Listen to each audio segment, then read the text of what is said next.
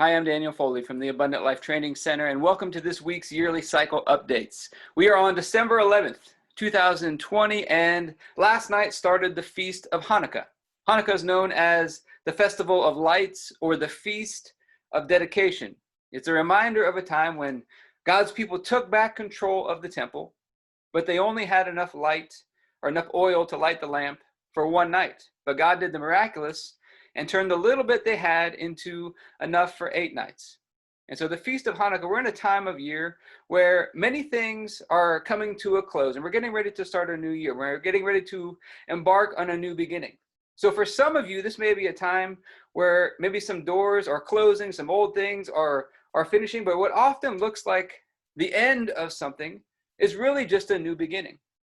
So if you're getting ready to embark on a new beginning in your life, this Feast of Hanukkah, these next 8 days, a reminder that when we start something new, it may look like we don't have enough, but God with us is more than enough. His grace is sufficient for whatever He's prompting us to do, whatever He's asking us to do, for any new doors that He's opening. It may look big, it may look scary, but God is more than enough, and He still does miracles. He can still do the miraculous today. Now in 1 Kings 17, there's the story of Elijah and the widow of Zarephath. She is down to her last little bit of food. She said, "We've just got a little bit of food left, and me and my son are going to eat this little bit of food, and then we're going to die." She's down to her last little bit, and it looked like the end. But what was the end was just getting set up to become a new beginning. Elijah tells her, "Make me a small cake first, and then you guys go ahead and eat the rest. Make me a small cake first, then you guys go ahead and eat the rest." And it says when she did that she and her household, she and her whole family, they ate for many days. Now, something I've been learning about lately is called the memorial portion. In the Old Testament, there was offerings that were given to the priests, and the priests were to take a small handful of it. So kind of like the widow of Zarephath did. She took a small handful of it, just a little bit, and she gave it to God, and they gave it to God. They burned it and gave it to God. And then the rest of the offering was for the priests to live on and for the priests to sustain them. And so this idea of a memorial portion. If you're at the end, you're closing out maybe a season of your life. We're closing out 2020. What looks like the end of something is really getting set up to become a new beginning. And so now is the time to be thinking about a memorial portion. If you're getting ready to embark on something new, or you want to move into a new season in your life, it might be a good time to think about a memorial portion. This would just be a small handful, a little cake, a small handful that you give to God. If you'll begin to seek God and ask Him, say, "All right, God, what is this memorial portion?" It could be a little bit of money or something else that you give, and maybe you ask God for His direction on where is the best place to give that can have the most impact or whatever it may be. And you seek Him on that, and you give it to Him, and what does it do? It's a memorial. In the book of Acts, I believe it is, it talks about how Cornelius's giving and his prayers went up to God as a memorial. And this memorial, what is it doing? It's reminding God of our covenant with Him. It's also reminding us that it's a reminder that God can take the little bit that we have and He can still do the miraculous. Think about Jesus breaking the fish and the loaves and feeding everybody. He took a little bit and it was more than enough. And so it's a reminder when we give this memorial portion. So begin to seek God. If you're embarking on a new thing in your life, I would encourage you, begin to seek God. Is there a memorial portion that you could give as a reminder that God can take the little bit you have, even though it may look impossible, and He can still do the miraculous in your life? Now, something else we've been talking a lot about lately inside of the Abundant Life Blueprint, we've had some really good discussions lately on this process of writing out what you want in life. We've been talking about how Jesus told us, if we're abiding in Him and we got 2 or 3 of us in agreement, we can ask for anything in His name. And how in the book of Esther, when the tables were turned and Esther petitions the king to write a new law, the king tells Esther and her uncle Mordecai, "You guys write whatever you want." About how we can begin to write what we want and petitioning God and turn those over to Him and write what we want out of life. And I believe that's one of the ways to transition from old things to new things in our life as we get ready to embark on new things, is begin to write out what we want. And we've been going through this process lately, but I've really been pressing in and seeking God. How do we make this whole process simpler, easier, more elegant? And also, in a way, hopefully take the limits off of God. And I was doing some study and I was doing some reading. I was doing some seeking on this. And through the process of writing out, I'd seen a lot of good things happening. I'd seen a lot of things shifting, but it was a lot of work to keep writing things out every day, every week, and going through this process. And then I came across a guy named Robert Henderson. He's got some books on the courts of heaven. And one of his books, he talks about the parable in Matthew 20, I believe it is, where Jesus gives the parable of the landowner who goes out and he finds workers to come work in his vineyard. And the first worker that he finds, he goes up to him and they agree where the guy is going to come work in the vineyard for the day, and he's going to pay him a denarius. So they come to an agreed upon rate that he's going to pay him. Then as the landowner goes back later in the day and he hires more workers, he works out a different arrangement with them. He says, come work in my field for the day and I'll pay you whatever is right. Come work in my field for the day and I'll pay you whatever is right. So the first guy, he was working for an agreed upon price. He set the limit on it, basically. He worked for an agreed upon price. The second guys, think about the trust that this took. We're going to go work, but we're not guaranteed our pay. He's going to pay us what's right. That could be a little, or it could be a lot. They're trusting in this case, it's God. They're trusting in God. They're trusting in Jesus, in his kindness, in his goodness, in his generosity, in his grace, that he'll pay them what is right. And it turns out when it comes time to get paid, the guys that worked only 1 hour of the day get paid the same amount as the guy that worked the whole day, because that's what he had agreed to. And he argues that it's unfair, but these guys trusted in him. Think about if you went to go apply for a job, one of the first things people want to know is, how much am I going to get paid? What if you went to a job and the agreement for your pay was this: I'll pay you whatever is right. I'll pay you whatever is right. Well, you would have to have a lot of trust in that boss, in that business owner, in that employer. You would have to have a lot of trust in their character and who they are, that they're going to pay you right. And so in this parable, Jesus says, I'm going to pay you what is right according to me. And at the end of the day, what happens? They get paid more per hour. They only worked 1 hour. They get paid the same amount as the guy that worked the whole day. So imagine this. The guy is making, let's say in today's wages, $10 to $15 an hour. And the guys that only worked 1 hour, they made the equivalent of like $100 an hour. That's what Jesus said was right. According to his grace, his goodness, his kindness, his generosity. Think about Jesus. He borrows Peter's boat, and to compensate him, he tells Peter to cast his nets into the deep, and he overflows his boat full of fish. They couldn't catch any fish, but he overflows his boat full of fish. God is always more than enough. He's more than generous in everything that we do. So I began to see this. What if, as we begin to write out what we want, could be on a daily, a weekly, a monthly, even a yearly rhythm. We talk about implementing God's rhythm into our lives.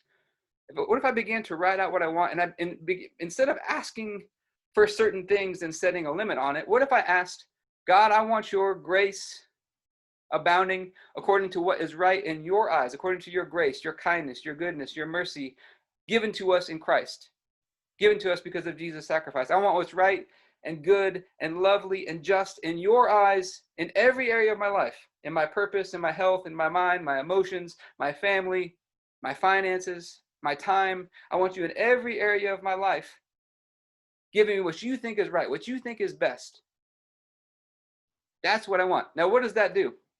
Number one, it takes a lot of trust to turn it over to God and to say, God, I want what you think is best in each of these areas of my life.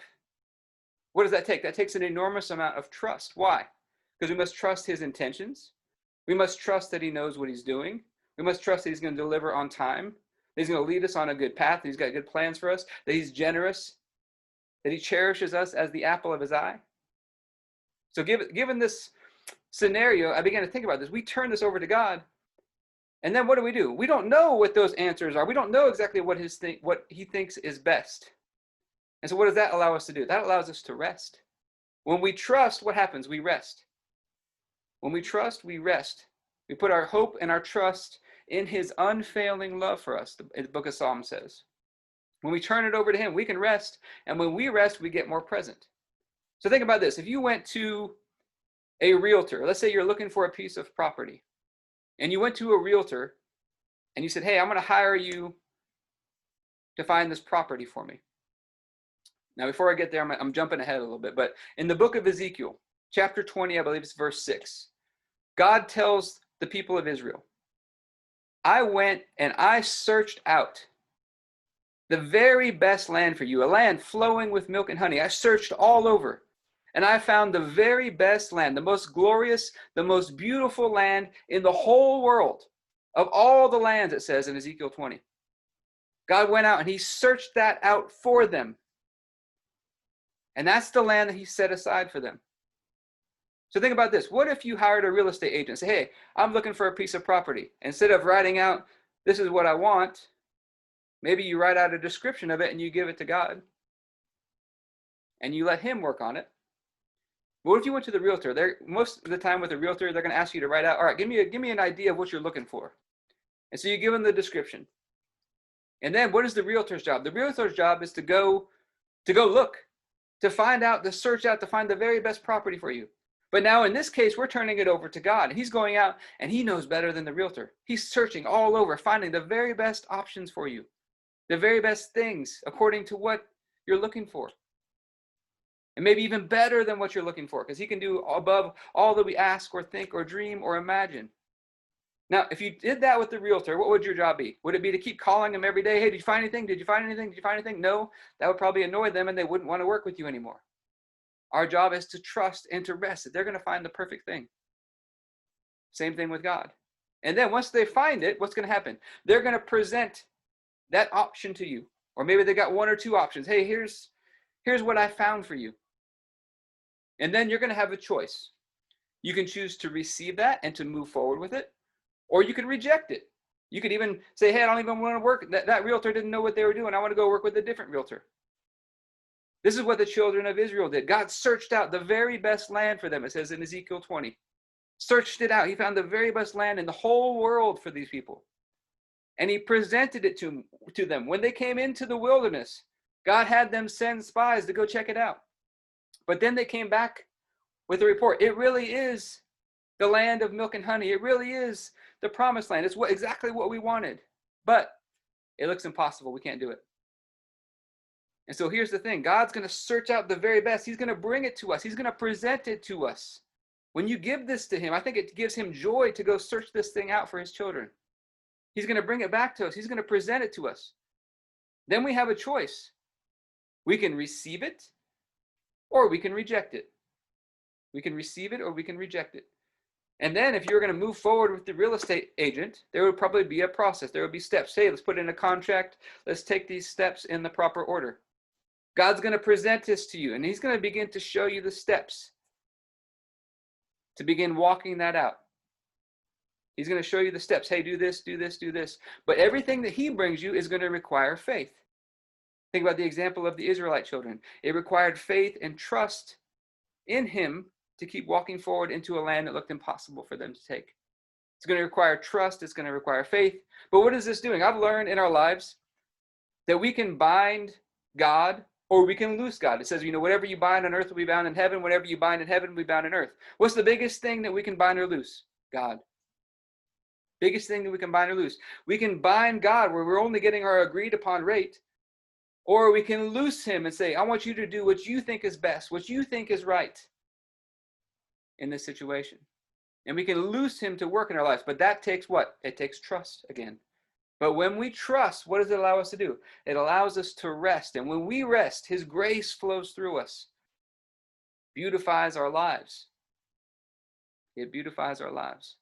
Now, and I do believe when we do this, it takes the limits off of God. It allows God to really go to work in our lives at a whole new level. So if you're in a new beginning time in your life, we're getting ready to close out some things, we're embarking on a new beginning, or maybe you just, you're ready for a new beginning. You need a fresh start. You need a fresh beginning. Consider giving a memorial portion to God, writing out what you want and basing it on God's grace, his generosity, his goodness, that you're asking him for what he thinks is best, according to what is right in his eyes.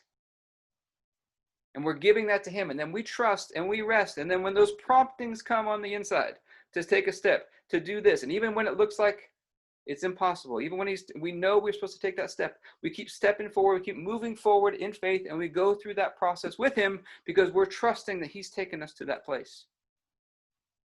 But I hope this has been helpful. If this is something you would like to go deeper into, I want to invite you. You can join us inside of the Abundant Life Blueprint. We've had some really great discussions lately on these topics that we're talking about right now. And I would like for you to prayerfully consider joining us inside of the Abundant Life Blueprint if this is something that you would like to go deeper into. But you can learn more. You can go to the abundantlifetrainingcenter.com and you can find the information there on our program, the Abundant Life Blueprint. But I look forward to seeing you on our next yearly cycle updates.